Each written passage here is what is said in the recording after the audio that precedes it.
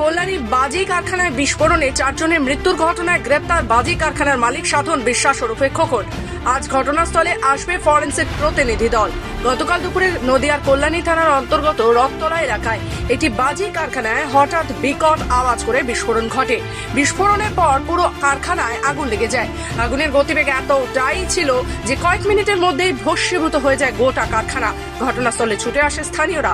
খবর পেয়ে ঘটনাস্থলে আসে কল্যাণী থানার পুলিশ এবং দমকল কর্মীরা। দমকলে 5টি ইঞ্জিন ঘটনাস্থলে এসে উপস্থিত হয়, কিন্তু যে কারখানায় আগুন লেগেছে তার লাগোয়ার রাস্তা এতটাই সরু ছিল দমকলের কোনো ইঞ্জিন ঘটনাস্থলে পৌঁছতে পারেনি। অজ্ঞতা দমকলের কর্মীরা বালতিতে করে জল নিয়ে এসে আগুন নেভানোর চেষ্টা করে।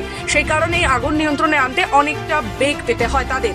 আগুন নিয়ন্ত্রণে আনার পর দেখা যায় ঘটনাস্থলে 3 জনের মৃত্যু হয়েছে। আশঙ্কাজনক অবস্থায় আরেকজনকে হাসপাতালে নিয়ে গেলে সেও মারা যায়। এরপরেই প্রশ্ন উঠেছে কিভাবে বেআইনিভাবে ওই কারখানাগুলি চলতো। বাজি কারখানায় বিস্ফোরণের পর কল্যাণী থানার পুলিশের তরফে রাত জুড়ে তল্লাশি চালানো হয়। তল্লাশি চালিয়ে পুলিশ একাধিক বাজি তৈরি সরঞ্জাম উদ্ধার করে। আজ কিছুক্ষণ পরে ঘটনাস্থলে ফরেন্সিক প্রতিনিধি দল আসার কথা রয়েছে।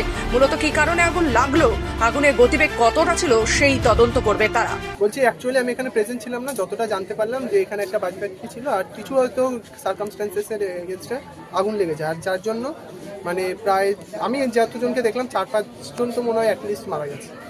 মানে কিভাবে লাগলো আগুনটা সেটা তো এখনো জানা যায়নি, পুলিশ কাজ করছে দেখা যাচ্ছে। এখানে পলিটিক্সের ব্যাপারে কিছু বলতে চাই না, কারণ মানে এটাই বলবো যে এইটুকু এলাকায় পুলিশের অ্যাটলিস্ট স্টেপ নেওয়া উচিত ছিল যে এরকম একটা জায়গায় কি করে অ্যালাউ করে যে এরকম একটা এত বড় বাজি ফ্যাক্টরি হচ্ছিল আর পুলিশের কোনো জানা নেই, কিছু নেই। বাজিতে কাজ করতো, মালটা বাড়তো করতো। কি শুনেছেন কি আপনারা? আমি শুনলাম ভাজিতে আগুন ধরে আসলাম মাকে দেখার জন্য।